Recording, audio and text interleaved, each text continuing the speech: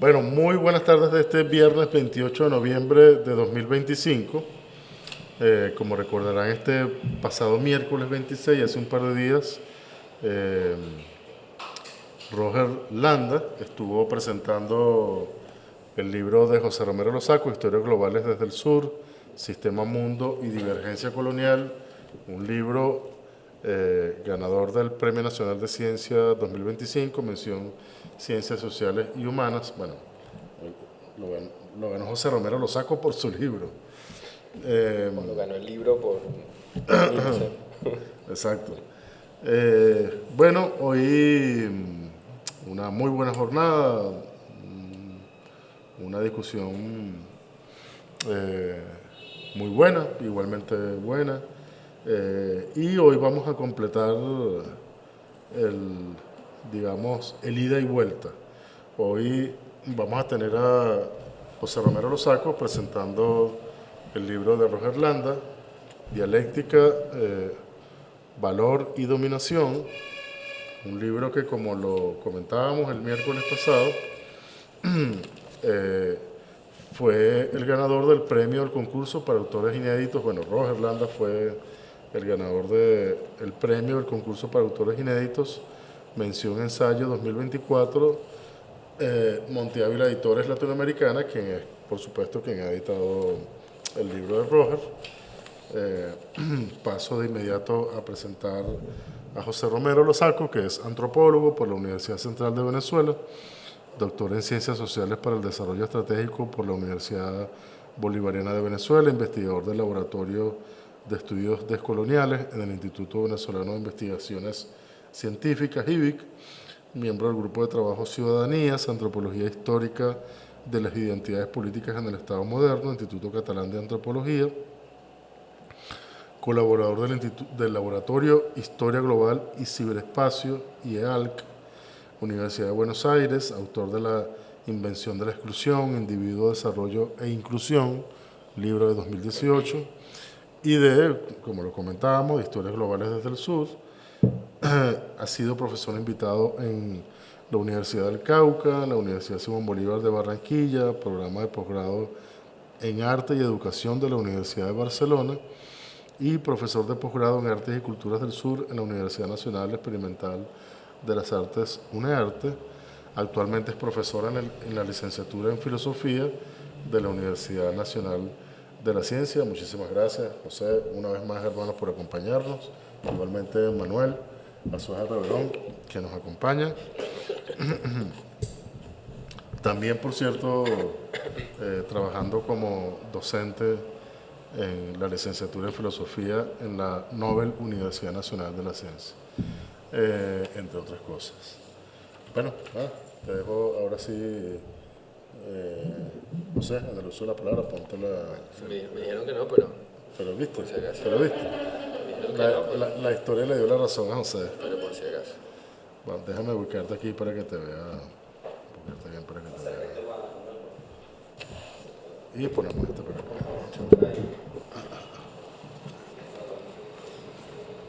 Listo. Bueno, buenas tardes. De nuevo, gracias Renato y gracias a ustedes por poder por encontrarnos en este espacio, por crear este espacio que, como ya decíamos en el capítulo anterior, a la misma hora y en el mismo canal, es de los espacios que hacen falta en nuestra academia, en nuestro debate intelectual, científico. Nos hablábamos de la necesidad de crear una comunidad científica y decíamos ese día que era importante, que estos espacios eran importantes porque pocas veces nos leemos entre nosotros y muchas veces nuestras críticas o las críticas que nos hacemos se reducen a cuestiones personales y no a las diferencias que tenemos en torno a cómo estamos viendo la realidad, cuáles son las alternativas, los diagnósticos que tenemos, etcétera, ¿no? Y entonces, desde ese espíritu, pues, ahora continuaremos el diálogo que comenzamos la jornada pasada, tocándome o correspondiéndome a mí presentar el libro de Roger.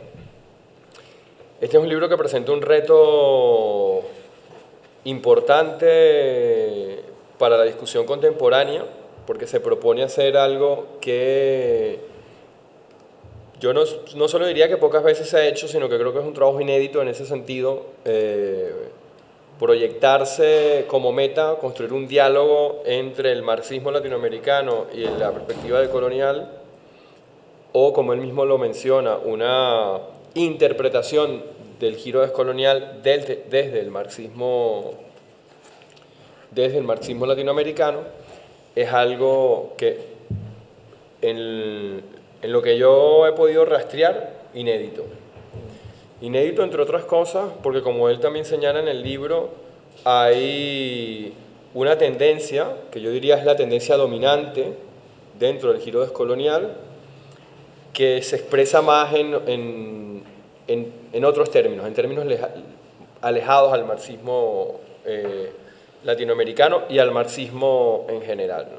Me refiero a autores como Walter Viñolo, el propio Aníbal Quijano, que tiene una entrada tanto más anarquista a lo decolonial, o un Santiago Castro Gómez que coquetea desde Foucault con cierto posmodernismo y que de hecho se ha ido alejando cada vez más del giro descolonial, sobre todo a través de sus lecturas de Zizek, etc. O el postestructuralismo de un Arturo Escobar, por nombrar algunos de los canónicos, ¿no? Sin embargo, hay otra línea de lo descolonial, que es importante siempre señalarlo, que a diferencia de esta primera, no renegó del marxismo y ha planteado distinguir entre un marxismo occidentalizado, un marxismo del norte, frente a los marxismos del sur, donde entre esos marxismos del sur incluiríamos a los marxismos latinoamericanos, a los marxistas latinoamericanos. Esa tendencia decolonial de corte un poco más, de corte más marxista, donde podríamos incluir, por ejemplo, a un Ramón Grofogel y su reivindicación de los marxismos caribeños, de los marxismos que él llama marxismos negros, que de hecho ha tenido impacto allende el Atlántico, en trabajos como los del compañero Daniel Montañez, que tiene una recopilación de textos biográficos sobre los marxistas negros latinoamericanos, que por cierto está publicado en ACAL. El libro se titula Marxismos Negros, y hay un número especial en Tabula Rasa donde también se incluyen algunas cosas interesantes, donde se empiezan a traducir algunos textos de Cedric Robinson, se rescatan trabajos de Cedric Robinson que ya habían sido traducidos en los 70, pero los que no se le prestó mucha atención. Y por supuesto, en esta lista no podemos dejar fuera al maestro Enrique Dussel, aunque él y uno de sus principales discípulos, que es Juan José Bautista, siempre dijeran que no estudiaban a Marx para ser marxistas, sino para comprender la realidad, pero es innegable la impronta del trabajo, de la obra de Marx en los trabajos de estos autores latinoamericanos que se incluyen o se incorporan dentro del giro descolonial. Entonces esa sería como la primera cuestión a plantear con respecto al interés del libro, ¿no? Abrir ese diálogo con lo decolonial desde el marxismo latinoamericano. Así que el trabajo se presenta como un estudio agudo, muy profundo, con un manejo exquisito de las categorías del marxismo, categorías que son, digamos, para quienes no han sido formados o introducidos en el tema, pueden resultar incluso abstrusas, difíciles de entrar. Sin embargo, el autor Roger lo hace con mucha soltura, y eso como lector se agradece. Es decir, permite una lectura ligera de temas muy complejos, pero muy apremiantes para nuestra actualidad. Roger comienza planteando una reflexión en torno al problema de la dominación, comienza planteando algunas cuestiones que considera fundamentales en torno a lo que él llama la dominación que ejerce la relación que entiende como el capital sobre el metabolismo social global. Y a ese patrón de dominación, a ese marco de dominación, es lo que él va a llamar el patrón de poder de la modernidad. Un poco aquí encontrándose con la terminología del giro descolonial, que ha planteado entender la colonialidad del poder como ese patrón de poder del proyecto moderno. Aquí Roger parece o toma la opción, más que parece, toma la opción de no profundizar en la discusión de la colonialidad y centrarse en la noción de la relación capital como el eje que funda ese patrón de dominación. Por lo tanto, esto lo lleva a hablar de la formación social capitalista, analizando esta formación y cómo se crean a partir de ella los supuestos y presupuestos lógicos para la reproducción de sus condiciones de existencia. Y además, estas condiciones de existencia son simultáneamente para Roger las condiciones que garantizan su continuidad de manera simultánea, pero también sus condiciones de dominación. Y lo central entonces para Roger con respecto a esta relación capital es básicamente el momento en el que en el sistema capitalista se separa el valor de uso con el valor de cambio. Ahí identifica, el valor de uso con el valor. Allí Roger identifica el problema neurálgico donde encontramos la justificación sistémica sobre la dominación y la explicación de cómo opera este patrón de poder. Pero para esto Roger hace otra cosa importante, otra cuestión a llamar la atención de este libro, y es la necesidad de volver sobre el método, ¿no? Y esta vuelta al método implica también una pregunta que el propio autor se realiza en torno a por qué volver sobre el método. ¿Qué nos lleva a volver sobre el método? Y aquí nos introduce una reflexión sobre siguiendo, a mi modo de ver, en este diálogo que entabla con la obra de Juan José Bautista y con Dussel en varios pasajes del libro, en que lo que nos interpela a volver al método es la necesidad de interpelar la propia realidad y aquello que la realidad nos presenta como lo urgente. Y para Roger el método que hay que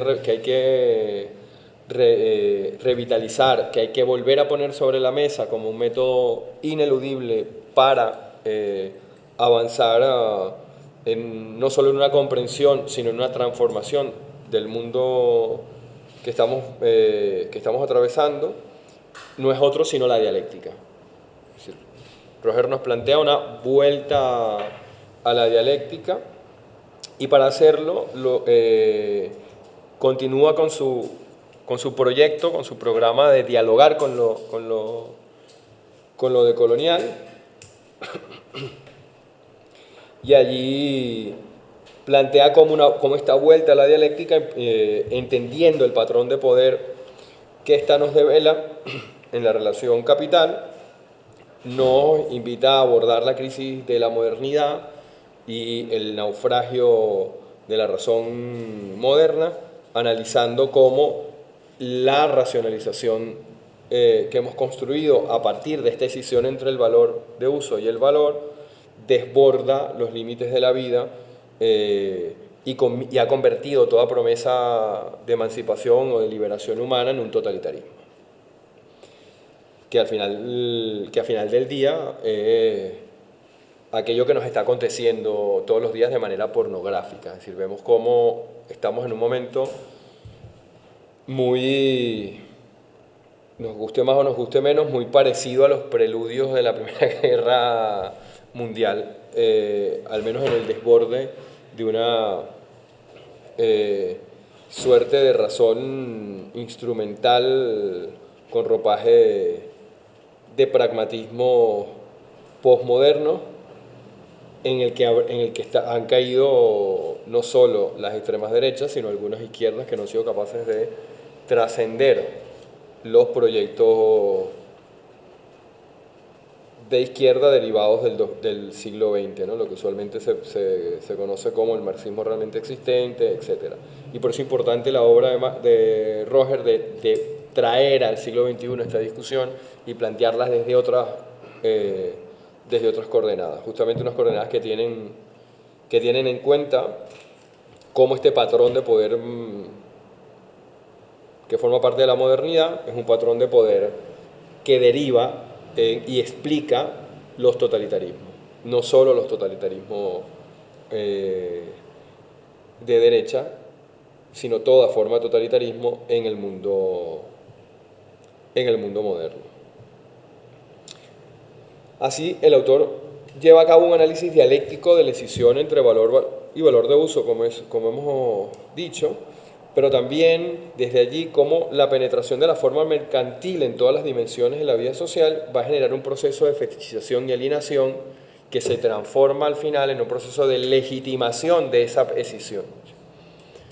Y esta es la manera en la que Roger nos invita a pensar la dialéctica, no solo quedándonos en un momento de crítica, sino en un momento que apunta a la transformación, porque en el momento en el que nos señala cómo esta escisión de valor de uso y valor que constituye la esencia de la relación que conocemos como capital, o el capital, deriva en un proceso de fetichización, que es un proceso de autolegitimación, y cómo a partir de ahí, una vez que identificamos esos procesos de legitimación, pues debemos dar el siguiente paso hacia la transformación, hacia el desborde del sistema. Y hacia el final, voy ya como conclusión, el autor hace referencia a esta tensión entre modernidad y transmodernidad, entre aquello que existe, aquello que nos interpela, aquello que se nos impone como patrón de poder y la posibilidad de su transformación. Y usando el término transmodernidad, entra en diálogo de nuevo con Enrique Dussel y con Juan José Bautista, y nos apela a una imaginación dialéctica, a la trascendencia de este sistema, ya no solo con un método que invita a la crítica, sino con un método que también que invita a la imaginación de lo futuro, de lo que viene después y lo que se produce en ese movimiento por la transformación y de la transformación de la realidad. Por lo tanto, el libro nos presenta lo que sería un reto político que implica crear un sistema, avanzar hacia un nuevo orden que trascienda esa decisión del valor, y que ese proyecto, ese nuevo sistema, sea un sistema que se construya en favor de las víctimas de este sistema. Un poco este sería como mi resumen del texto, y ahora, siguiendo un poco la metodología que venimos usando en el capítulo anterior, cuando presentábamos el libro de Historias Globales, plantearé algunas cuestiones en las cuales puedo tener alguna diferencia o alguna, no tanto cuestionamiento, sino pregunta que le dejaría a Roger. Y me llama la atención básicamente dos cosas. Una tiene que ver con la forma en la que entiende la dialéctica para criticar en diálogo con los planteamientos de Juan José Bautista en torno a lo que Juan José plantea es el momento de la crítica.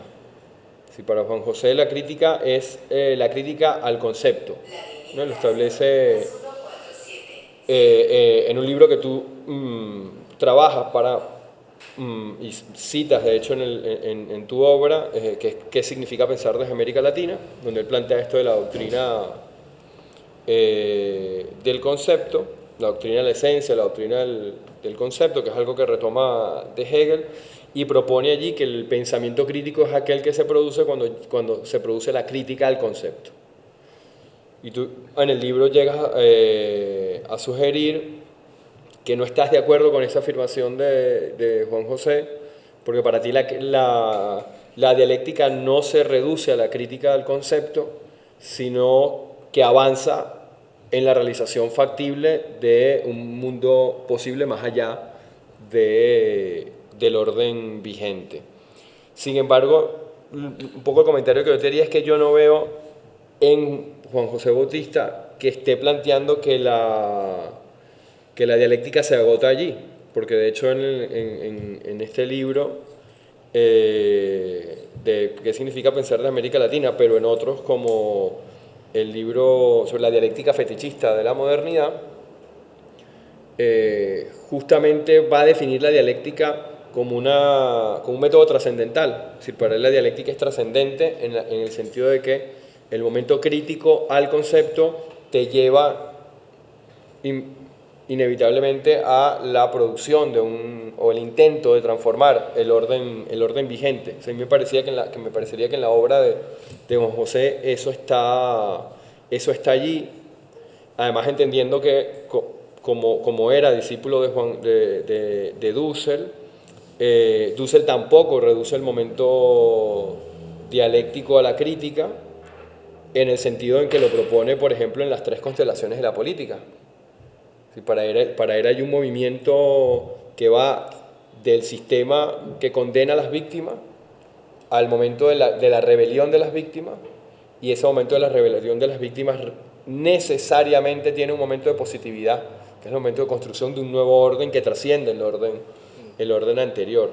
Entonces yo no veo que ni Dussel ni Juan José se planteen que la dialéctica se queda a nivel de la crítica. Y de hecho toda la arquitectónica de Dussel es un intento por construir una positividad en términos de una forma de entender la política que apuesta en una entrada que puede ser polémica para ciertos debates latinoamericanos, autonomistas, por ejemplo, en la cuestión de la necesidad de la institución como una formalización necesaria. Esa necesidad de la formalización pasa por entender, por ejemplo, que para Dussel no hay problema entre una democracia participativa y una democracia representativa. Para él conviven las dos en ese nuevo orden. Podríamos discutir esto, nos podría parecer mejor o peor la propuesta, pero el ejemplo viene a cuento de justamente plantear del por qué no veo que la forma en la que entiende la dialéctica de Dussel o la que lo entiende Juan José se quede solo en el momento de la crítica. Luego sí podría uno decir que Dussel da el siguiente paso, que es el paso analéctico. Y el paso analéctico es como yo lo entendería, es justamente cómo esa rebelión de las víctimas produce desde una otredad un sistema posible futuro más allá del sistema vigente, ¿no? Y lo otro que me hizo en falta, esta otra cosa me hizo en falta en el libro, y un poco por eso hacía referencia al principio de mi intervención sobre los marxismos negros en América Latina, en el Caribe en general, porque me hizo falta el tema racial en la obra. Es decir, porque hay entrar en un diálogo con la perspectiva decolonial desde una perspectiva del marxismo latinoamericano, quizás haría falta para una segunda parte entrar en cómo esa decisión entre el valor de uso y el valor pasa también por una estructuración racial y una clasificación o tipificación de los pueblos del mundo que pasa por la deshumanización de todo lo que no se corresponde con el canon del hombre blanco, heterosexual, etcétera, cristianocéntrico, etcétera.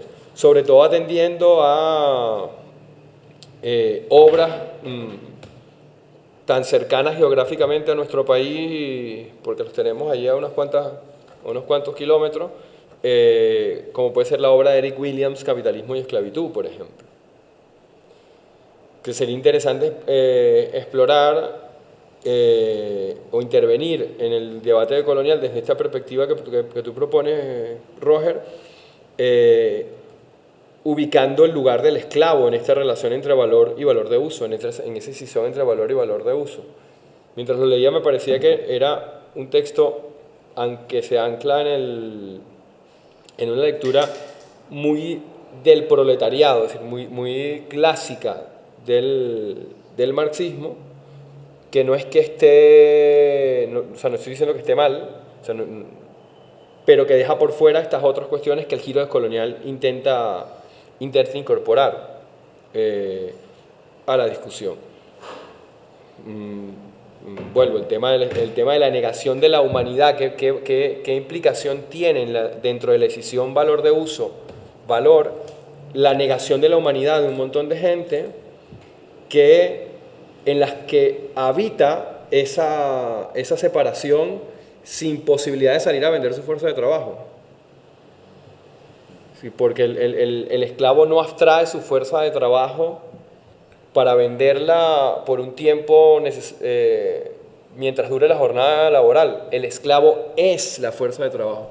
Y en ese sentido, el esclavo tiene un componente, al ser cosificado como mercancía, en el cual el ser humano se convierte en valor de uso, ¿no? Entonces ahí, no sé si es algo que pudiera plantearse para un segundo volumen, para las cosas que sigues investigando, y creo que en el campo, por ejemplo, de los feminismos también podría uno irse por el mismo camino, pero yo creo que lo central ahí es cómo entender la deshumanización, qué papel juega la deshumanización de ciertas poblaciones en la realización de esa decisión.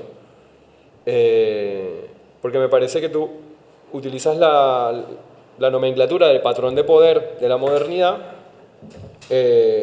como una forma de entrar en el diálogo, pero ese patrón de poder queda reducido a una relación que llamas capital, que como he dicho, ya estoy aquí un poco hablando en círculos, no incorpora el tema, no incorpora el tema racial, el tema de género, etcétera, que son además agendas hoy que nos interpelan de doble manera.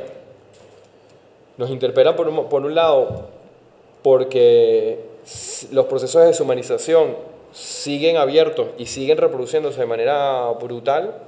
Vemos lo que está ocurriendo en Estados Unidos con el tema migratorio, por ejemplo.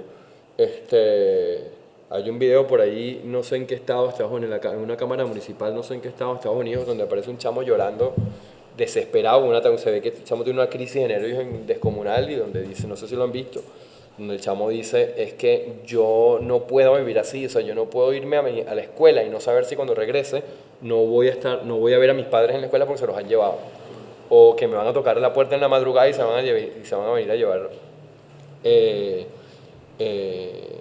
a mis padres, ¿no? O las de cacería de humanos que se están viendo en España, producto de toda la campaña antimigratoria que hace la extrema derecha en España.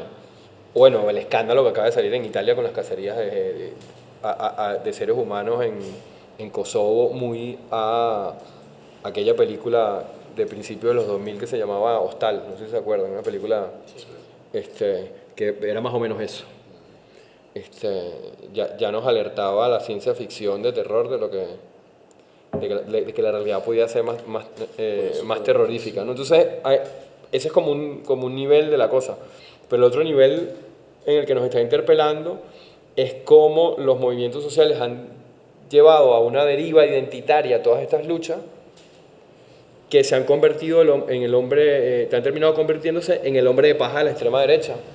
Entonces la extrema derecha ataca movimientos identitarios que están respondiendo básicamente desde como visiones liberales al tema de los derechos LGBTI, los derechos de los migrantes, etcétera, etcétera, etcétera. Y allí también hay que dar una discusión, ahí también habría que poner sobre la mesa que cuando se introduce el tema racial en la discusión no se está hablando de lo que los movimientos liberales en Estados Unidos o en Europa plantean cuando hablan de racismo, cuando hablan de homofobia, cuando hablan de islamofobia, etcétera. Entonces, para cerrar esta parte del diálogo, pues reiterar esto, que el trabajo es un trabajo impecablemente marxista, con un uso extraordinario de las categorías del marxismo, pero en ese diálogo con lo decolonial, como lector me hubiese gustado escuchar cómo introduces tú el tema racial en la decisión entre valor y valor de uso, porque está ausente en el texto. No sé si lo has trabajado en otros textos. Pero bueno, lo dejo hasta aquí por ahora. Perfecto. Bueno, nuevamente, nunca está de más volver a dar las gracias por el espacio, ¿no?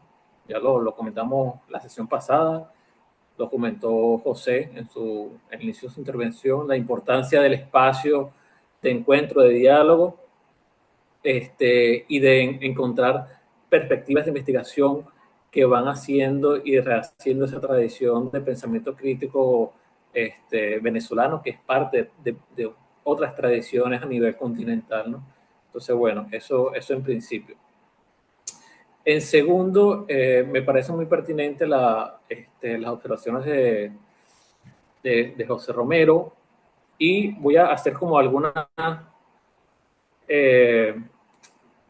no aclaraciones, pero sí precisiones, porque ciertamente ya cuando yo vi el texto y volví sobre él, me di cuenta de que faltaban otros diálogos con autores y con dimensiones de la dominación, de la modernidad, que no se ve bien la conexión y la pretensión de colocar en discusión estas dos grandes tradiciones del pensamiento crítico, ¿no? Entonces, bueno, lo primero es que, así como yo en el primer capítulo planteo la necesidad de retomar la dialéctica y hago una serie de precisiones ahí, pero bueno, es como un término muy manipulado, muy abusado, con el que se pretendió tener prácticamente una teoría de la totalidad de la realidad, algo bastante descabellado e impensable, ¿no? Pero además de hacer como esa rehabilitación, yo intento también hacer un uso de este procedimiento dialéctico en la construcción de la categoría de patrón de poder. Y en cierta medida eso ya representa un límite, puesto que yo me quedo en un nivel muy general y en la construcción de la categoría, que es este nivel que yo enuncio como decisión entre valor y valor de uso, ¿no? Entonces, ese es un primer límite que también quizás si hubiese desarrollado mucho más la categoría, hubiese tenido que discutir cuestiones mucho más concretas con elementos también históricos y que permitan poner digamos, en contraste esto yo estoy denunciando con los procesos históricos reales, ¿no? Ese es un primer límite que hay allí en la misma discusión. Lo otro es que yo utilizo nominalmente el término de patrón de poder de la modernidad, que generalmente, bueno, es un término que viene más de la tradición colonial, más conocido quizá Quijano, pero bueno, tiene como otras dimensiones ahí detrás de él. Pero le doy otro contenido, ciertamente, y este es como un punto precisamente de tensión, de encuentro y de discusión con la perspectiva de colonial, que viene de los marxismos negros, de Quijano sobre todo, y las actualizaciones que están haciendo ahorita Grofogel y también José Romero, ¿no? Con el tema de ver en la racialización de las relaciones el principio organizador del patrón y de la colonialidad del poder. Un poco para mantener el diálogo con la exposición del miércoles, precisamente lo que plantea el libro de José Romero es ver esta continuidad estructural entre comillas, la Edad Media o, en mejores términos, las sociedades que conforman la cristiandad latino-germánica y cómo allí se gestan todos estos elementos que van a coincidir conceptualmente en la conformación de un patrón de poder que se vuelve global, ¿no? Y que se seculariza en términos de lo que se conoce como modernidad. Pero fíjense, para mí, entonces, en paralelo, el eje que permite articular las diferentes jerarquías o heterarquías, si se quiere usar ese término, o los procesos de dominación en las distintas dimensiones de la reproducción de la vida, en un nivel más simple es esta separación entre valor y valor de uso, que yo lo observo en dos momentos. Un momento histórico material, que sería aquel proceso en el cual Europa se vuelve Europa occidental precisamente, ¿no? Hace esta transición de crear todo este dispositivo con el cual se reconecta y se conecta a todo un sistema mundo, ¿no? Que ella no creó, pero sobre el cual se impuso. Entonces, esto para mí es la clave. Y yo retomo la perspectiva de Dussel, y aquí es otro punto de diálogo con el texto de José Romero, porque él ve la importancia de la continuidad para no caer en la escisión que no ve solución de continuidad a partir de 1492. Yo estoy de acuerdo con él, pero también considero que la fecha también permite ver un acontecer que significó lo que Dussel llama la ubicación de una constelación geocultural, geosocial, que comienza a ser centro de un sistema que ahora realmente, empíricamente, se convertía en mundial por la apertura del Atlántico. O sea, realmente, en términos empíricos, global comienza a ser el sistema cuando se integra a todas las formaciones que se habían desarrollado a lo largo de nuestra América antes de 1492.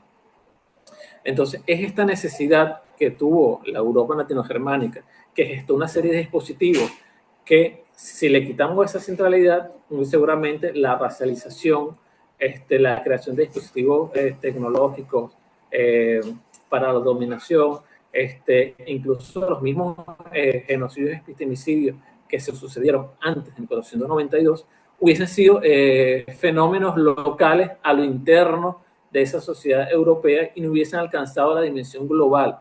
Es decir, la expansión de estas dimensiones hacia la globalidad se da por la necesidad que tuvo la Europa latinoamericana de gestionar un centro que recién se comenzaba a conformar y que aún a finales del siglo XIX no estaba completamente, digamos, cerrado en la medida en que la China no se había doblegado, se doblega posteriormente con todas las guerras del opio y toda la historia que más o menos conocemos, que hay varios historiadores que han hecho hincapié en este proceso. Entonces es este elemento central que yo no lo coloco en el libro, porque bueno, en términos editoriales, el texto le faltan esa discusión, son como unas 100 páginas que yo le quité al texto y quedó el resultado que después fue publicado, ¿no? Que es toda esta discusión de la dimensión geopolítica, de las periodizaciones, incluso hay un diálogo ahí con varios textos de José Romero, no es de este año, sino textos anteriores, investigaciones anteriores que él venía ya desarrollando en torno a 1492 y la necesidad de abordar un segundo giro decolonial, corrigiendo elementos eurocéntricos que se cuelan allí en Enrique Dussel, en Aníbal Quijano, en Miñolo, por nombrar las figuras más destacadas, ¿no? O más conocidas de este canon.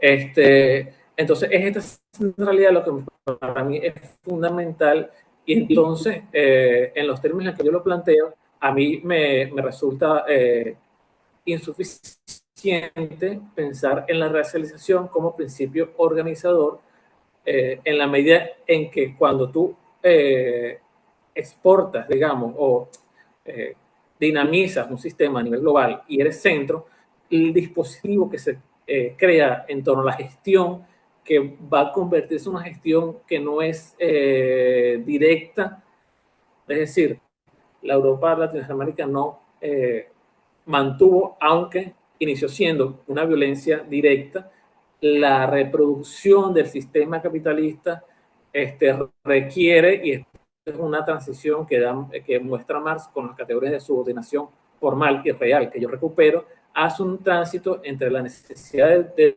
dominación directa material hacia una dominación que podríamos llamar con Hinkelhammer, que es indirecta.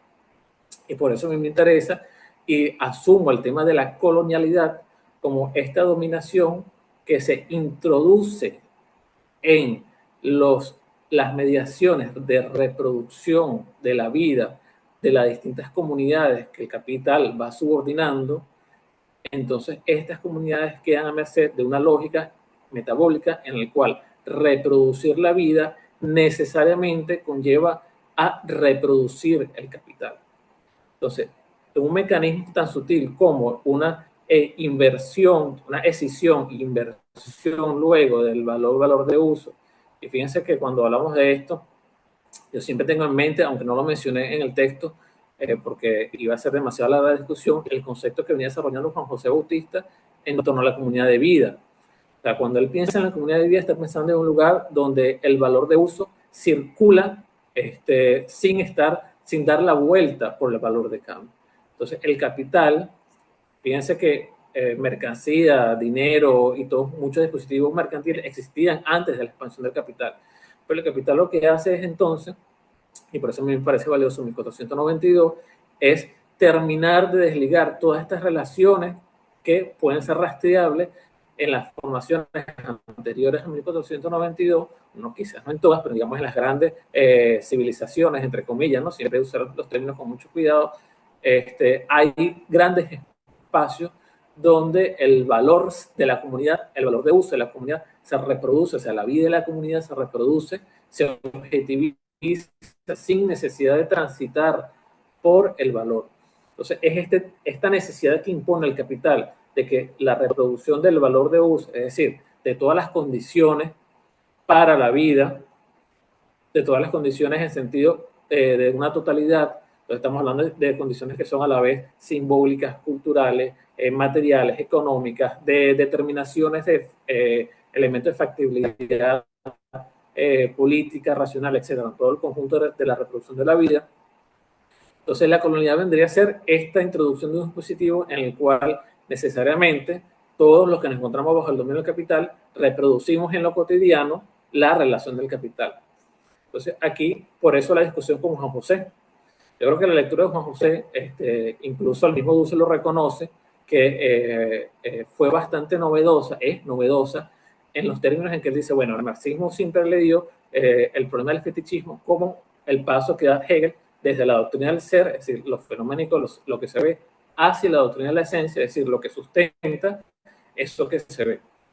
Pero si damos un paso más, y es una lectura que él hace de Hinkelhammer, de la doctrina de la esencia hacia la doctrina del concepto, vemos que en esa sustancia hay algo presupuesto que está colocando la misma conciencia. Entonces, que es el alto movimiento de la conciencia en el caso de Hegel. ¿Qué es lo que va a decir Juan José? Que la modernidad hace este movimiento y lo que hace es ocultar el modelo civilizacional presupuesto en la esencia. Entonces, cuando oculta ese modelo, también oculta todas las otras posibles líneas de desarrollo histórico que ha dominado. Entonces, para Juan José, la crítica sería hacer este movimiento completo y hacer inteligible aquello que la modernidad hizo inteligible. O sea, cuando tú puedes hacer inteligible aquello que había sido ocultado, dominado, suprimido por la modernidad, entonces tienes una serie de modelos de desarrollo de la vida que son alternativos y que pueden recuperarse en este movimiento y al hacerlos visibles, que es lo que yo discuto con Juan José. Y es una pena que no lo puedo haber discutido en persona, porque yo llegué a hacer cierta amistad con Juan José y yo creo que su texto, el de ¿Qué significa pensar en América Latina? Es uno de los textos filosóficos más importantes de las últimas décadas o de estas décadas del siglo XXI, por la profundidad epistemológica con la que plantea ciertas discusiones, ¿no? Yo lo que le discuto a él es que cuando hacemos inteligible aquello que había sido ocultado por la modernidad, perdemos de vista lo que es la reproducción de la forma fetichista, porque yo puedo hacer inteligible aquello que estaba oculto, pero igual sigo reproduciendo la forma fetichista en las mediaciones de la vida que impone el capital. Entonces, para mí también introdujo una forma también de diálogo. Yo creo que ciertamente hay muchos matices en las propuestas de Juan José, porque le interesaba en cierta medida darle contenido al concepto de transmodernidad de Dussel. Entonces él comentaba un poco chistoso, decía, bueno, Dussel propone el concepto, pero él no puede darle contenido porque él no tiene un horizonte originario como lo tengo yo. Entonces yo le doy contenido porque yo tengo detrás todo un horizonte de las culturas andinas que me permite hacer visible eso que Dussel todavía no había dado contenido. Entonces yo le digo, bueno, está bien, tú haces visible un contenido intencional de un proceso civilizatorio, pero que igual sigue reproduciendo si es, la lógica capital. ¿Por qué? Porque hubo un proceso de expropiación histórica que se mantiene como reproducción de la dominación.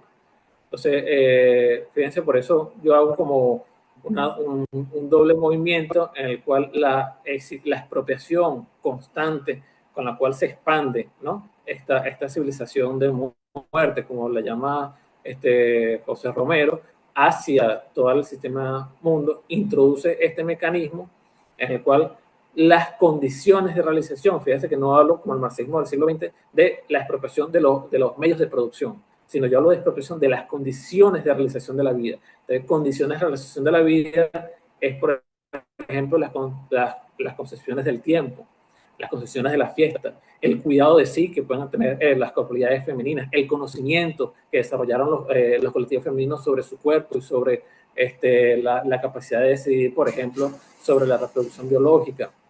Entonces, cuando tú ves toda esa dimensión, yo obviamente en el texto, por el mismo método que utilizo, me quedo en lo más abstracto, hago algunas dimensiones en lo histórico, pero le falta todo el desarrollo para ir en dimensiones mucho más concretas y poder discutir temas, digamos, más concretos y más específicos en este sentido.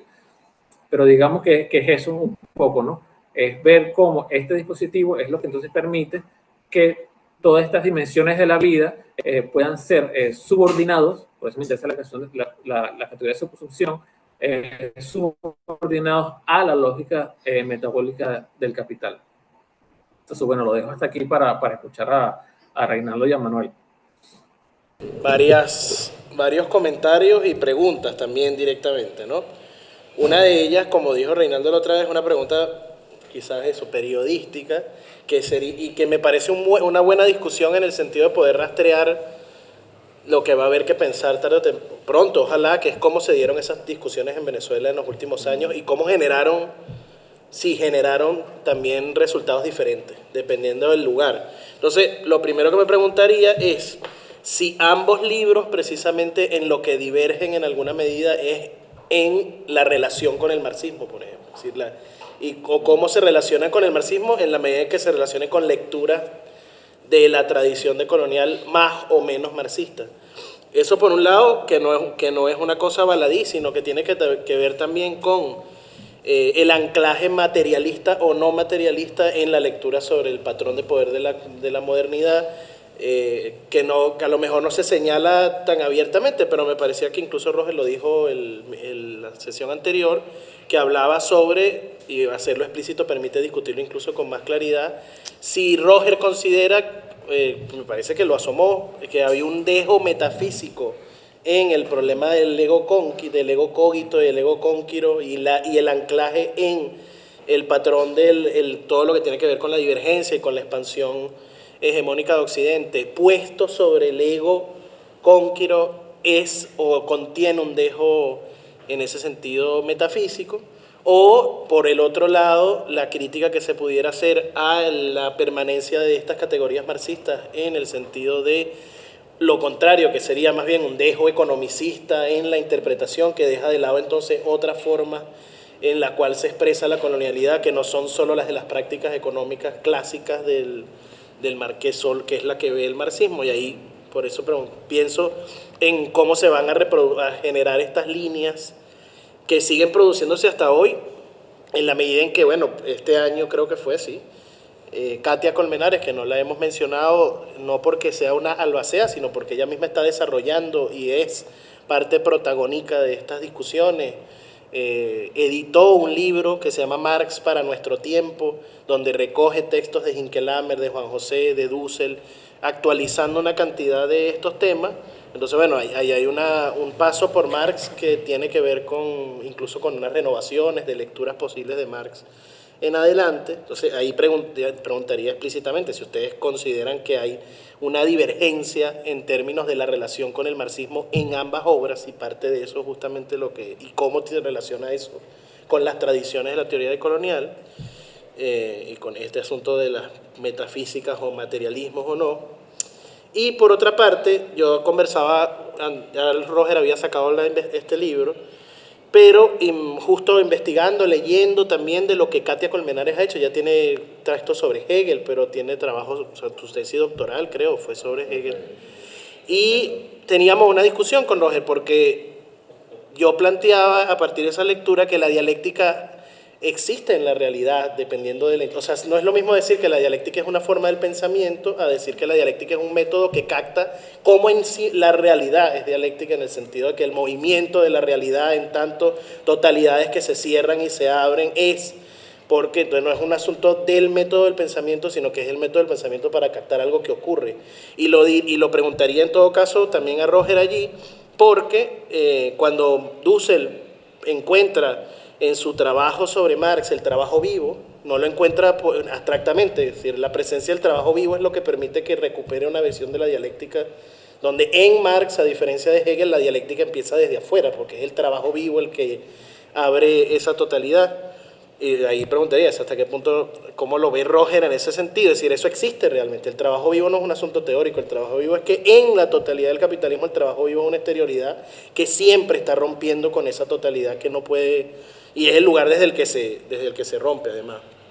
Y ahí lo otro que pensaba es, yo no lo tengo muy claro, hasta qué punto hay en Dussel una sustitución o no del concepto de analéctica que es anterior a su lectura de Marx también. Es decir, pues la analéctica es un método que es anterior a las lecturas de Marx de los 80, y luego, o sea, esta cosa como filológica no me queda tan claro en la memoria, cuando empieza a jugar después y su dialéctica, analéctica y de ahí hay una dialéctica negativa y hay una dialéctica que es abierta, que es un momento que tiene que ver con esa recuperación de Marx, en la medida en que entiende que a diferencia de Hegel está ese papel del trabajo vivo es lo que hace que sea posible pensar una dialéctica abierta ahí.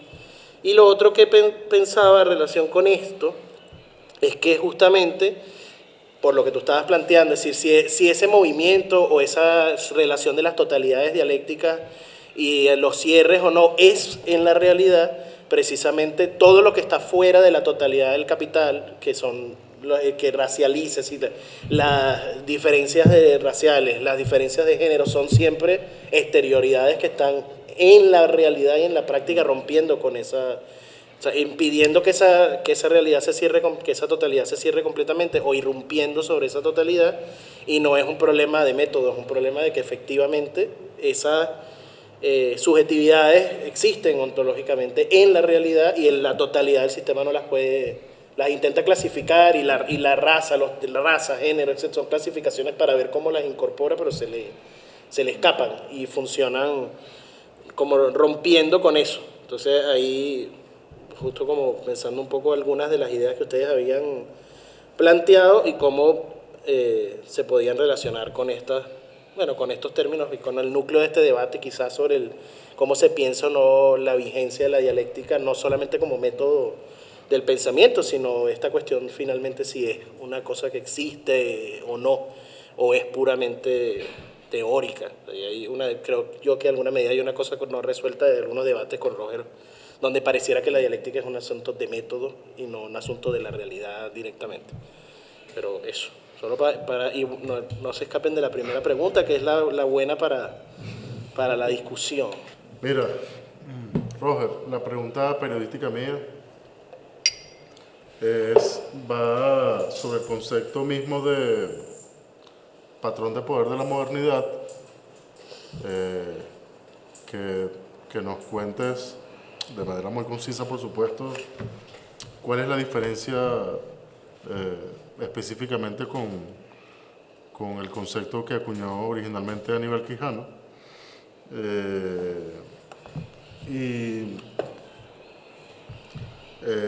A José, como antropólogo, este es un tema que creo que lo comentaba Manuel el miércoles pasado, a mí me interesa particularmente, estaba buscando mi libro de Iraida y Mario y no lo conseguí, lo que me angustia mucho, por cierto, pero por ahí debe estar. Quisiera saber tu apreciación sobre este rescate que hace Roger de estos conceptos con el que trabajan ellos en su historia sociocultural, creo que se llama, ¿no?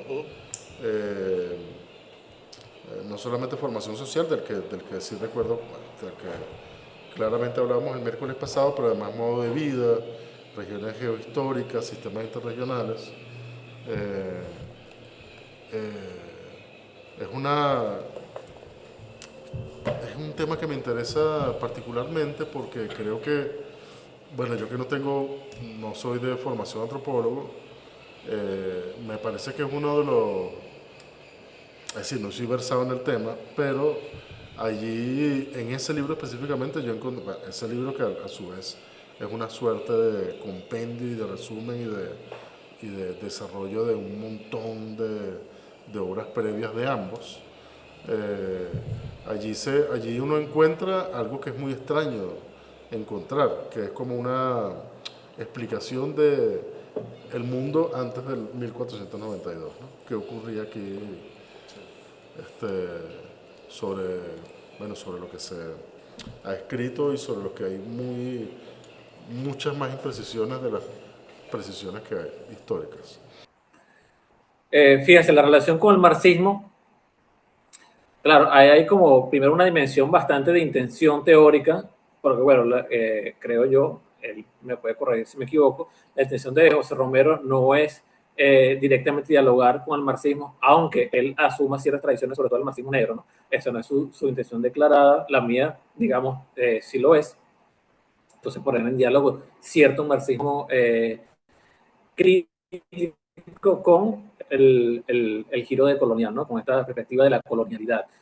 Y muy especialmente esa tradición que mencionaba José Romero, que ha hecho un uso más creativo del corpus de Marx, ¿no? Él mencionaba a Juan José Bautista y a Dussel, yo mencionaría también a Hinkelab, aunque no es de colonial, se ha hecho un uso bastante importante del corpus marxista, y Manuel trajo a colación a Katia, que también es como un referente importante ahorita, sobre todo en la cuestión de la comprensión de la dialéctica y cómo también entonces entender estos procesos de diálogo y de renovación de Marx, que también permiten ver qué se puede rescatar de ese marxismo del siglo XX, ¿no? Y las discusiones que se dieron allí. Entonces, bueno, yo creo que ahí hay como una discusión. Yo estoy muy de acuerdo con Juan José Gandarilla cuando le dice que las principales digamos, la producción del crítico latinoamericano, lo más, digamos, creativo va a estar en aquellos lectores y pensadoras que hagan un uso adecuado y creativo de el corpus marxista, ¿no? Yo creo que él da el clavo cuando menciona este punto, porque es una reapropiación que ya no está mediada por todas las condiciones geopolíticas del siglo XX, sino es una reapropiación que está mediada por otras necesidades, otras búsquedas y otros problemas que van a permitir entonces tener una visión distinta. Yo no diría que una versión más pura de Marx, sino distinta de acuerdo a los problemas con los cuales uno se acerca, ¿no? En ese sentido, con el tema de la dialéctica, Ahí obviamente hay una discusión con Manuel. Yo no considero que la dialéctica sea algo de la realidad, ¿no? Yo sí creo que es una cuestión del método y la forma en que podemos abordar la realidad. Incluso yo llego a mencionar que no es el método definitivo ni el único para producir conocimiento sobre la realidad. O sea, me parece pertinente en términos de rescate para ver desde un punto de vista crítico cómo podemos abordar la realidad en sentido transformador, y esta es una cuestión bastante clásica dentro del marxismo, pero me parece que asumir que la realidad es dialéctica es también proponer reducir la realidad y la complejidad de la realidad. Yo, si es hablar o calificar, digamos, en términos de qué puede ser la realidad, yo diría que la realidad es compleja, ¿no? Hay una serie de interacciones y dimensiones que se van solapando, desarrollando, interactuando, intercambiando, etcétera, jerarquizando. Y la dialéctica lo permite, es una forma de organizar en el pensamiento y crear categorías que sigan este movimiento de la realidad y esta interacción de una determinada forma, que no significa que la realidad sea así. Precisamente esta divergencia entre lo que es el método y la realidad lo permite que siempre podamos acercarnos cada vez a explicaciones mucho más globales, mucho más completas de la realidad, siempre ir dando pasos distintos o incluso moviéndonos hacia un lado para hacer una aproximación distinta a lo que es la realidad. En ese sentido, cierro con el tema de la diferencia con Quijano, que lo comentaba un poco. Quijano, digamos que su centro de la colonialidad del poder, lo que llama colonialidad del poder, es la racialización de las relaciones entre el blanco europeo que se expande desde el capitalismo y todo lo demás. Es decir, racializar las relaciones de trabajo, de género, simbólicas, etcétera. O sea, cualquier tipo de relación que se pueda desplegar en un campo práctico determinado se racializa. Entonces viene a ser la racialización lo que organiza, digamos de alguna manera, las jerarquías que se expanden a nivel global. En mi caso, yo lo que propongo es que lo que permite organizar toda una serie de jerarquías en distintos niveles de dominación es el proceso de expropiación de las condiciones, el proceso histórico, ¿no? De expropiación de las condiciones de realización de la vida, sobre las cuales se expande el capital como relación metabólica, y entonces la clave estaría en esta decisión entre valor y valor de uso. Entonces, fíjense, yo ahí puedo colocar un ejemplo. Dussel, ya en su última obra, que la preparó en vida, pero se editó póstumamente, ¿no? La editó precisamente Katia Colmenares, que fue la encargada de ordenar todos los materiales que dejó Dussel listo para publicar. Dussel, en esta obra que se llama Hacia una teoría de la modernidad y la colonialidad, publicado por ACAL también, él llega a una conclusión, dice, bueno, ahora recién que nos damos cuenta de que la totalidad es la modernidad y el capitalismo vendría a ser un sistema del campo económico. Entonces, la totalidad es la modernidad y tenemos el campo económico que tiene el capitalismo, tenemos el campo cultural que tiene el eurocentrismo, tenemos el campo político que tiene el liberalismo. O sea, entonces cada campo tiene como un sistema dominante, ¿no? Entonces, y para él lo que ontológicamente funda la modernidad es el ego moderno. O sea, la constitución de una subjetividad que avanza sobre todos estos campos de manera analógica, desarrollando jerarquías de dominación de la autoridad, sea la mujer en el caso de relaciones de género, sea las razas, las culturas racializadas e inferiorizadas dentro de los campos culturales, etcétera, ¿no? Todos los distintos campos que podamos ver. En mi caso no, en mi caso yo lo que veo es que esto acarrea cierta problematicidad cuando hablas, por ejemplo, en términos de las dimensiones que configuran el sistema mundial, y cuando trabajamos, especialmente discutimos sobre el tema de las unidades de medida, de análisis, que digo.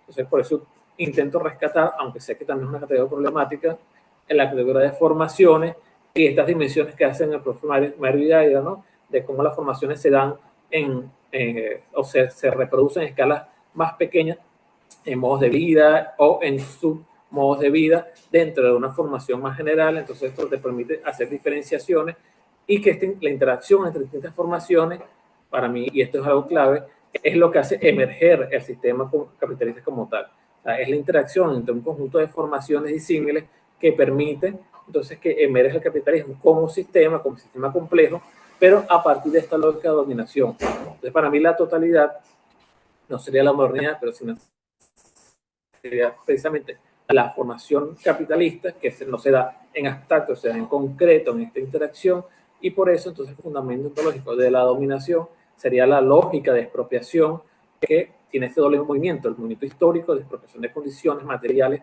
de reproducción y la escisión entre valor de uso que nos permite como lógicamente reproducir a la vez que se reproduce la vida, que se reproduzca el capital y se reproduzcan las mismas condiciones de dominación. O sea, esa sería como la diferencia con la categoría de Quijano.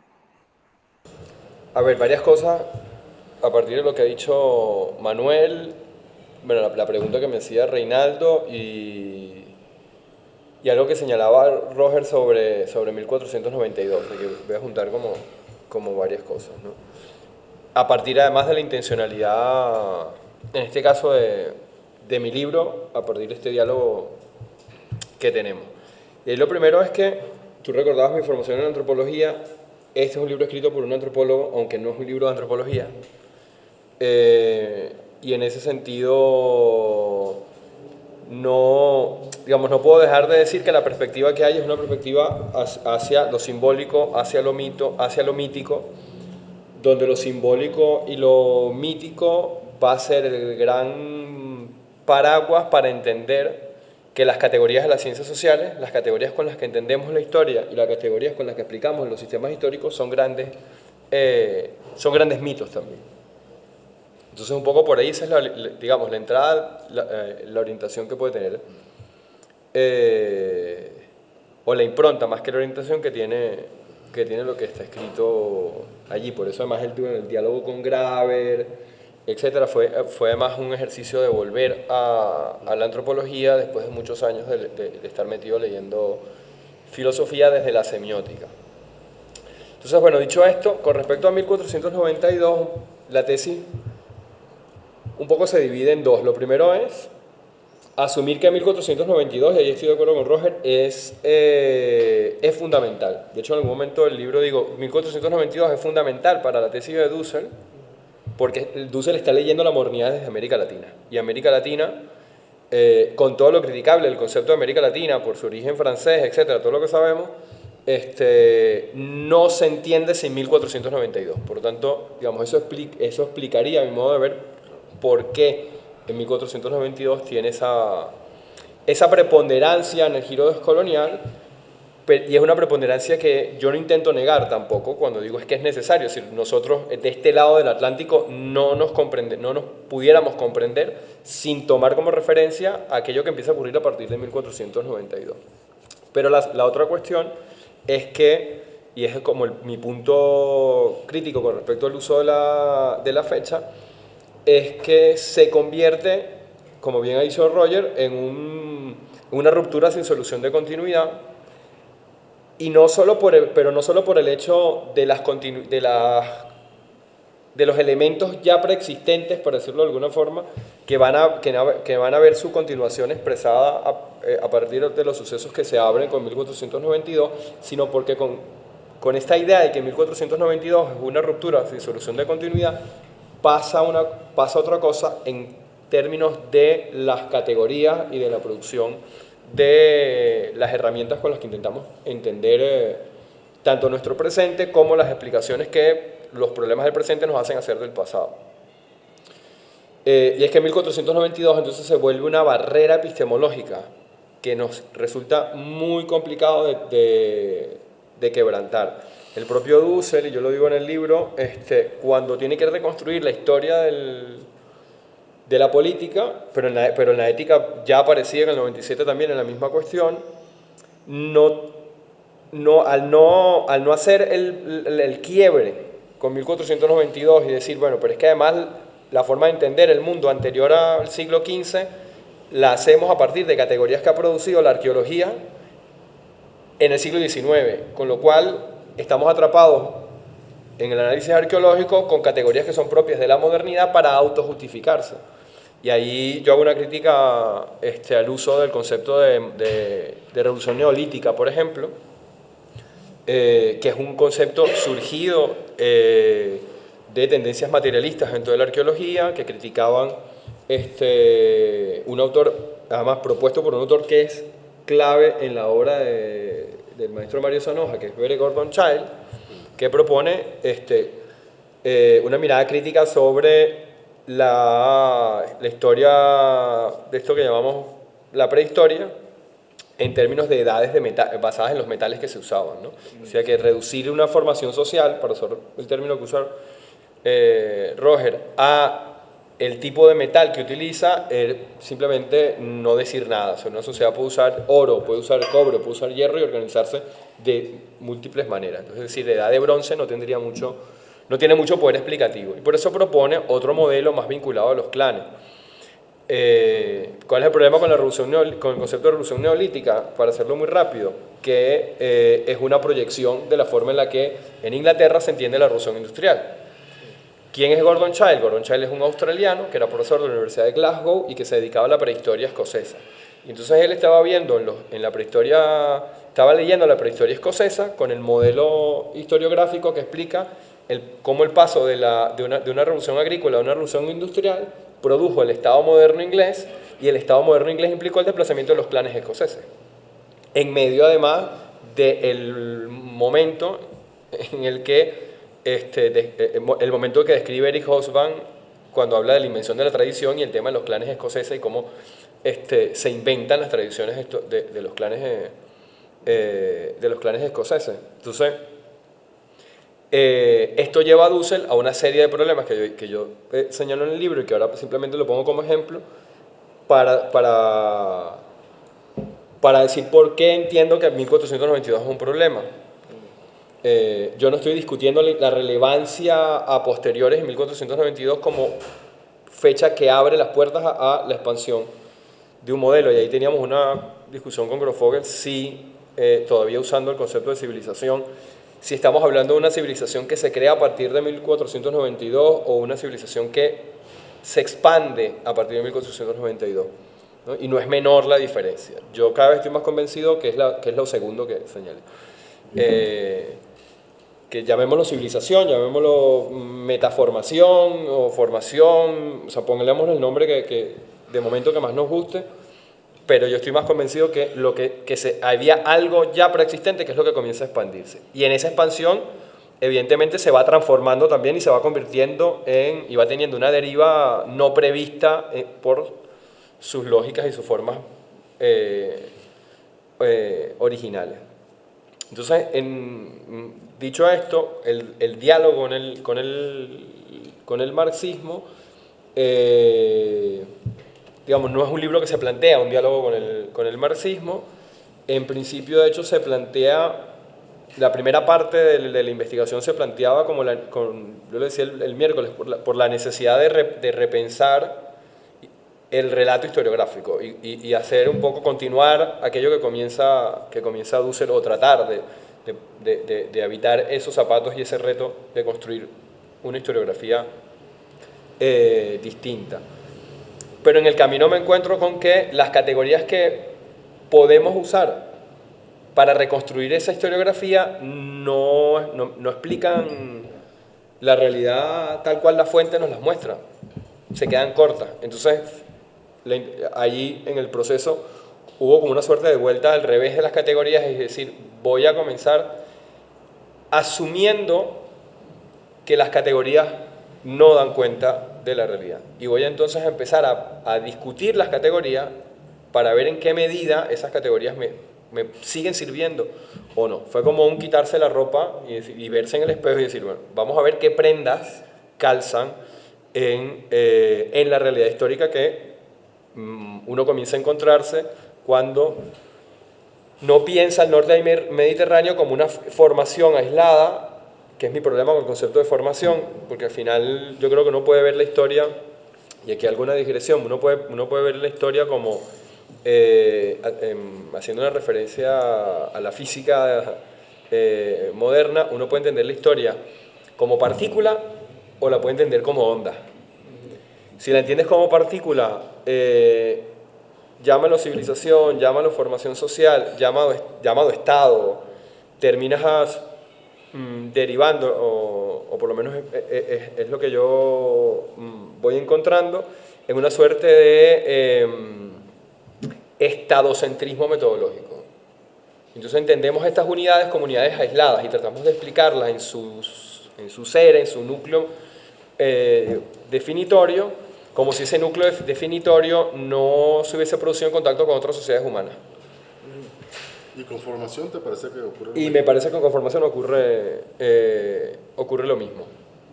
Sí, tratamos de ir al territorio, buscar un pueblo en particular y encontrar cuáles son las características que definen ese pueblo sin plantear que esas características tienen vinculación con otras. Porque una formación formación. puede tener un estado o puede no tener. Claro, por eso decía estadocéntrico, porque al final, aunque no pensamos en el estado, estamos epistemológicamente operando como si todo fuese un estado-nación. El límite. A partir de... Entonces, aunque usemos otra categoría, y lo mismo pasa con el concepto de civilización, si la civilización también las pensamos como islas que se autogeneran y que en su propia dinámica entran en procesos de decadencia y desaparecen, y en la historia entonces mágicamente nos aparecen de la nada unos pueblos que nadie sabía dónde estaban antes y aparecen y ahora son las nuevas civilizaciones. Cuando la cosa es mucho más compleja y por eso digo, podemos entender la historia como partícula o la podemos entender como Eso onda. podría ser un problema de cómo está detrás la noción misma de totalidad. Si toda estructura, la Exactamente. totalidad es un límite, entonces toda totalidad supone un marco que no Exactamente. que rompe la conexión. Y gracias que haces ese comentario porque era la otra cosa a la que iba. Tú señalabas cuando hablabas de la analéctica, que es una lectura a la que está llegando Dussel previa a sus lecturas marxistas, pero es que el ego cónquiro también es algo que Dussel enuncia antes de sus lecturas marxistas, porque el ego cónquiro aparece, una de las primeras veces que aparece, si no la primera, es en el capítulo de su Filosofía de la Liberación del 73, el que publica en cuaderno, ¿cómo se llama? En brevarios de Fondo de Cultura. Que en ese capítulo que se llama Filosofía y Geopolítica, allí, que además es su último libro como argentino, su primer libro como mexicano, porque es un libro que escribe ya estando en el exilio, es el primer libro que escribe estando en el exilio, y aún no ha empezado sus lecturas marxistas. Y allí su concepto de totalidad es un concepto de corte heideggeriano todavía. Y levinasiano. Porque él define ahí la totalidad, que de hecho es el concepto que a mí, como antropólogo, me hace más, de la manera en la que yo entiendo la antropología, evidentemente, me hace más sentido, porque para Dussel la totalidad es totalidad de sentido, que es muy distinto a una totalidad, digamos, materialista, cerrada, estructura, etc. Es horizonte. O sea, la totalidad para Dussel es horizonte. Y yo creo que esa totalidad como horizonte atraviesa toda su obra a pesar de sus lecturas de Marx. Y es la totalidad como horizonte que luego intenta, como ha dicho Roger, llevar a sus últimas consecuencias un Juan José Bautista cuando dice Dussel no da el paso porque no tiene otro horizonte para pensar otra totalidad. Pero no está pensando en una totalidad como lo entendió el marxismo del siglo XX. Sino en esto que es una totalidad de sentido. Y a mí, desde la antropología y las derivas hacia la semiótica, esta totalidad me interesa más que esa totalidad rígida de estructura. Porque, de nuevo, me permite encontrar el comportamiento ondulatorio de las relaciones humanas. Y me permite abrirme a entender cómo muchos de los sentidos propios de la modernidad, como decía el miércoles, son inversiones de otros sentidos que estaban produciendo otros grupos humanos, otras maneras de producir humanidad, con las que la totalidad de la cristiandad tenía que lidiar, a las que tenía que hacer frente. En algunos momentos no necesitó hacer inversiones porque simplemente podía hacer frente militarmente, y quemamos la biblioteca de Alejandría, pero cuando Roma ya comienza a diluirse mucho más y el Mediterráneo se arabiza en un sentido lingüístico, la cristiandad ya no tiene la fortaleza militar, las cruzadas fueron un fracaso, como para no tener que asimilar, no tener que hacer frente de manera crítica a esas discusiones que les pone sobre la mesa al horizonte de la cristiandad el horizonte musulmán. Y ahí yo hago un paralelismo, a riesgo de ser anacrónico o presentista, entre lo que le tocó vivir a la cristiandad entre el siglo IX y el siglo XV teniendo que hacer frente al Islam, y lo que le está tocando a Occidente teniendo que hacer frente a China.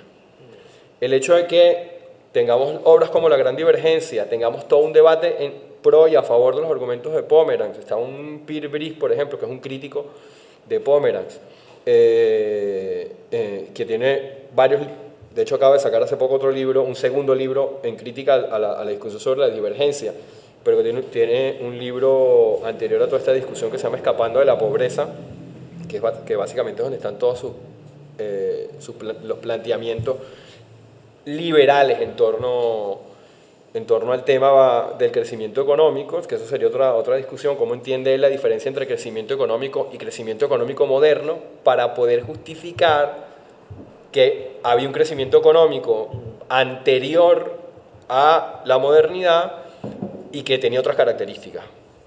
Pero para hacerlo tiene que asumir un montón de premisas eurocéntricas de las cuales no se hace cargo. Entonces estamos frente a un momento similar, frente a una encrucijada similar. Lo interesante como planteamiento de un futuro urgente, de un presente inmediato, de un futuro urgente, es una comparativa entre, bueno, cuáles fueron las decisiones que tomó y el tipo de interpretación frente a ese momento de arabización del Mediterráneo, el occidente o la cristiandad que yo llamo madura, con lo que está ocurriendo ahora, qué tipo de asimilaciones se están haciendo, qué tipo de discusiones se están planteando y qué soluciones se están proponiendo frente a la posibilidad que se rompa el control que ha tenido el occidente o la cristiandad en los últimos 200 años en el sistema global.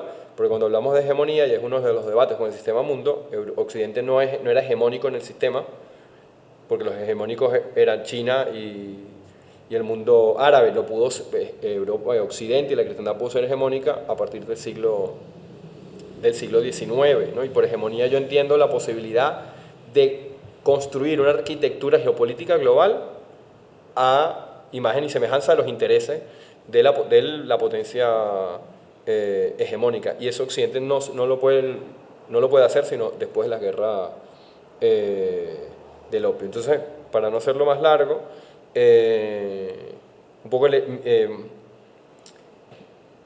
diría que mi libro se para antes, epistemológicamente, en un momento anterior al momento en el que parte Roth. Es decir, yo pongo en tensión ya las categorías prehechas. Y un poco siguiendo unas cuestiones que plantea Linda Alcoff, y es que en el siglo XIX Europa tiene que hacerse cargo de su nuevo lugar en el mundo y tiene que responder a las preguntas que antes respondía teológicamente sobre su superioridad a partir de los complejos seculares que van a desarrollar. Con lo cual, las categorías que tenemos en la teoría, que hacen parte del andamiaje de la teoría social, son categorías producto de esas preguntas que los europeos estaban haciendo para explicar su condición de superioridad en el mundo. Y allí pues aparecen conceptos problemáticos. Yo, bueno, en el marco de la salida del libro, publiqué un artículo recientemente este año en Tabula Rasa con respecto a los debates sobre tecnofeudalismo, porque allí el capitalismo como categoría no se puede entender sin el concepto de feudalismo, y el concepto de feudalismo en una perspectiva como la que yo planteo en el libro es un problema, porque es una construcción justamente que surge a partir de esto que acabo de decir, de las preocupaciones que la propia Europa tenía. En términos simbólicos, es una construcción que se hace para oponerse a ella, es decir, como, bueno, me invento la tradición, como decía Benjamin, para luego destruirla. Pues. Me invento un pasado feudal lo constituyo como el antiguo régimen, lo asocio además a la esclavitud para que la modernidad no esté asociada a la esclavitud. La esclavitud es una cosa del régimen feudal. ¿Tú quieres hacer? Sí, yo voy a comentar una cosa. No, pensaba igual, no necesariamente para darle continuidad, pero igual, primero quería aclarar, yo obviamente que sé que Roger lo sabe, pero para que quede grabado ahí, cuando pienso en la dialéctica y en la realidad, tiene que ver con la realidad histórico-social del ser humano, no porque sería volver, me acordé de aquello que Sardoya dice cuando vino para acá, de los ridículos a los que llegó el marxismo soviético o la Unión Soviética en general cuando pensó efectivamente que la realidad se movía dialécticamente. Entonces tenía que ver lo físico y las ciencias duras, cómo hacían para encontrar la dialéctica en las cosas. Y evidentemente se piensa más bien lo que plantea Katy, etcétera, tiene que ver con la realidad histórico-social y las prácticas humanas y esa idea de relaciones sociales en tensión que se constituye y demás, ¿no? Lo contaba para aclarar, no vaya a quedar uno ahí en el video como reviviendo aquellos zombies del marxismo del siglo XX soviético. Pero, por otro lado, pensaba en esto que lo menciono también, en que funciona como historización de las ideas también, de ese vínculo con el marxismo no nada más en ustedes, sino en el surgimiento de la tradición y directamente de los estudios, de los grupos, de los estudios coloniales, en la función que cumplió, qué sé yo, el libro de Edgardo en su momento, que también, y cómo se va a traducir eso después en el debate en torno al Marx no eurocéntrico, y no al Marx solo es eurocéntrico y se queda nada más el Marx eurocéntrico, sino este rescate del Marx no eurocéntrico, y la función que eso va a tener a la larga a la hora de pensar justo cómo se dio en términos de historia las ideas, esas discusiones incluso también que no son solo teóricas, sino de época, ¿no? El lugar del marxismo en el que estaba el marxismo en los 90 y comienzos de los 2000, esa incluso uno lo ve, porque quizás eso no está tan escrito, pero uno lo sabe de conversaciones, toda esa tensión entre Dussel y Horacio Cerruti, porque Horacio Cerruti más bien acusaba a Dussel permanentemente de haber creado una filosofía de la liberación que era antimarxista incluso directamente, entonces había esa disputa no solo por el nombre, quién fue el que la creó, sino una disputa por el rol del marxismo en el seno de ella. Disculpe, que es equiparable a los debates que pudieron tener un ingeniero y un Rodó con respecto al lugar de América Latina. O sea, lo que nos estábamos cuestionando desde este lugar, desde América Latina, era de nuevo lo mismo. ¿Quiénes somos? Es la carta de Jamaica. Es ese fantasma que retorna y que en cada coyuntura lo intentamos responder de... Sí. Y donde ahí, exacto, la crisis del marxismo, que era la crisis de los socialismos reales, también tiene como un papel. Pero por último, ahí sí es una pregunta, porque no sé por qué me dio por funcionar en esta lógica de historia de las ideas.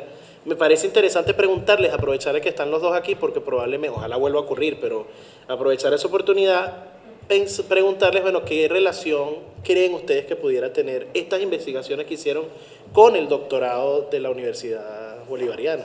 Porque ambos son doctores en ese doctorado y a la hora de uno pensar también, bueno, ¿qué ha pasado con las ideas en Venezuela en los últimos años? Quizás no es una coincidencia, o sí, no lo sé, pero si ustedes piensan o hacen memoria y dicen, bueno, qué curioso que ambos, que son doctores en el doctorado de la Simón Bolívar, de la Universidad Bolivariana, bueno, qué relación tiene, o el rol, o cómo puede haber sido también de alguna manera lo que ocurrió o ocurre. Si quieres, esa te la puedo responder rapidito. No sé si Roger... Sí, un comentario de José para que cierre Roger. En mi caso, y esto, porque es además la primera vez que me lo pregunto, entonces es la primera vez que lo digo en público, aunque lo he conversado con otros compañeros, aunque ese libro se escribe cuando ya yo no estoy en la Universidad Bolivariana, cuando yo estoy en el IBIC, ese libro está lleno de debates que estaban cruzando o atravesando la Universidad Bolivariana. Debates que no están explícitamente en el libro, porque digamos, el debate sobre la gran divergencia no era que se corría en los pasillos de la Universidad Bolivariana, o sea, sería fantasioso decirlo, y en el doctorado tampoco. Pero en mi caso, al menos que como he dicho, me muevo desde la antropología, mi interés es desde lo simbólico, desde cómo construimos la realidad. Además, en el momento, yo estoy entregando mi tesis doctoral en el momento en que sale el libro de Juan José, ¿Qué significa pensar desde América Latina? Y fue como ponerle lenguaje, o sea, a cosas que estábamos discutiendo por la impronta que se le da en la bolivariana o se le daba, no sé ahora cómo está eso, a que hay que hacer investigación para la transformación de la realidad. Entonces, un poco una pregunta que está subyacente en mi texto es que para asumir el enunciado de hacer investigación para transformación de la realidad, de hecho en su momento hicimos un texto sobre ello, un pequeño articulito que hace poco me dijeron que habían publicado en una de las revistas. Ni siquiera tenía yo noticias de eso, pero me mandaron en la revista en la que estaba publicado, en unos debates que dimos en el doctorado, entre el equipo de profesores de doctorado. Entonces, asumir como ese leitmotiv de investigación para la transformación de la realidad implica interrogar, ya no qué es investigar, sino qué es transformación y qué es la realidad. E inevitablemente, para mí desde la semiótica, muy influenciado sobre todo por la obra del semiólogo argentino Juan Magariños, a quien tuve la posibilidad de conocer en una oportunidad, preguntarse por la realidad es preguntarse por las categorías. Es decir, transformar la realidad no pasa exclusivamente por, voy a decir una boludez, por llevar botellones de agua o bombonas de gas para las comunidades. Eso es importante, porque eso Es la vida. es la vida. Sí. Pero lo otro también es la vida y lo otro también es importante. O sea, para lo que me interesaba a mí, y eso está también un poco implícito en el libro sobre la exclusión, es el problema de las categorías. Transformar la realidad implica también transformar las categorías. Y esa discusión un poco orienta lo que termina siendo este libro también. Me voy a montar un poco en la ola que dejó José Romero. Yo creo que es una preocupación común en ambas investigaciones, que es, y lo voy a decir en francés, ¿con qué carajos pensamos esta realidad que tenemos, ¿no? Si ya venimos desmontando desde por poner alguna fecha, desde el fines del comienzo de los 90, crisis del marxismo, pero también hay un marxismo que está renovándose frente a esa crisis. Fíjate que a la vez que está esa crisis del marxismo realmente existente, está un Enrique Dussel haciendo sus 4 comentarios a la hora de Marx, está un Néstor Cohen haciendo Marx en su tercer mundo para un marxismo no colonizado, está un Jorge Veraza reactualizando las categorías que venían desarrollando Bolívar Echeverría, bueno, por mencionar tres casos que vienen de tradiciones muy distintas y que hacen actualizaciones importantes del marxismo desde horizontes investigativos distintos, ¿no? Y yo creo que siempre hay como, y es como una preocupación que yo aprendí a ver desde Juan José Bautista, y por eso la reflejo también, y José lo mencionaba en el primer capítulo del libro, que es que cuando tú te asomas a la realidad y la catástrofe cotidiana que vemos, no puedes comprenderla, tú dices, bueno, no hay que solamente reflexionar sobre la realidad, hay que reflexionar sobre las categorías que tenemos para pensar esto que nos está ocurriendo y que no damos como con las explicaciones adecuadas. Entonces empiezan a surgir elementos como los que comentaba José Romero, por poner un ejemplo, el concepto de revolución neolítica, que esas observaciones que hace él en su texto a Dussel, ciertamente son un poco curiosas, porque él reduce entonces el surgimiento de la política a la revolución neolítica. Entonces, José dice algo interesante, bueno, y antes de la revolución neolítica no había política entonces, no había ética, no había, pues no, sí había. Pero entonces hay categorías con las que vamos operando, porque bueno, también Dussel es fundamentalmente para mí un ontólogo, o sea, Dussel hace ontología. Y por eso hace ontología política, por eso su ética es una ontología también, por eso él pelea con Hayek desde Levinas y luego lee a Marx desde Levinas, aunque él diga que lo lee desde América Latina, pero lo está leyendo desde Levinas, etcétera, ¿no? Y toda su obra es como una gran ontología, y por eso también Dussel como siempre introduce el tema filosófico, que como pensar las grandes rasgos de la realidad, y entonces él va utilizando, digamos, dentro de las discusiones que plantea la Escuela Sistema Mundo, la decolonialidad, etcétera, elementos que le permiten volver a leer la historia. Él cambia categorías, pero igual se le cuelan elementos eurocéntricos en la noción del sistema mundo que utiliza. Eso también lo apunta José Romero en el texto. Esa noción de fenomenológica de mundo que Dussel nunca abandona. Él siempre piensa en la totalidad en sentido fenomenológico. Yo creo que él siempre tuvo para mí fue una debilidad en el desarrollo de su obra, no dar un paso más allá de esta visión muy heideggeriana de la totalidad, que siempre va a ser fenomenológica, ¿no? Por más que él siempre haga la vuelta analéctica, vea las materialidades de Marx, cuando él organiza sus categorías, la totalidad mayor va a ser el mundo, o en su último texto, la modernidad, pero siempre como un sentido muy en la línea heideggeriana, incluso de crítica a la metafísica, ¿no? Que él nunca abandona en ese sentido. Entonces yo creo que en buena medida estas discusiones reactualizan una serie de debates desde necesidades propias de los procesos políticos que nosotros también, como vivimos de manera muy apresurada en Venezuela, estuvo con mucho auge narrativo, discursivo en la primera década del siglo XXI, y luego nos encontramos con otras realidades, con otras discusiones, y en buena medida eso nos hizo virar hacia tradiciones, decir, bueno, ya va, hay una falta de generación de categorías para entender una serie de procesos que no son como las narrativas que estamos acostumbrados a consumir en lo inmediato, y que vienen como muy subterráneamente transformándose en procesos epistemológicos que inciden directamente en la comprensión de realidades porque uno siempre tiene la ilusión de político de la transformación. Fíjese que José decía como que, bueno, él venía de la antropología, hizo un viraje como hacia la filosofía, recorrió la historia y volvió otra vez a la antropología. Y ciertamente tú lees el texto, y el que no sabe que José es antropólogo dice, bueno, es un texto más epistemológico y filosófico y categorial que antropológico. En mi caso, yo fui de la filosofía, hice como un recorrido por las ciencias sociales, la sociología histórica, etcétera, y volví otra vez a la filosofía, y por eso me interesa siempre, en cada momento, como volver a esta necesidad de pensar las categorías y en qué medida nos permite entonces acercarnos o no a la realidad. En buena medida, fíjate lo que tú decías, la Bolivariana, con todas sus limitaciones, etcétera, que tiene toda universidad o institución, nace en este proceso también de auge político, etcétera.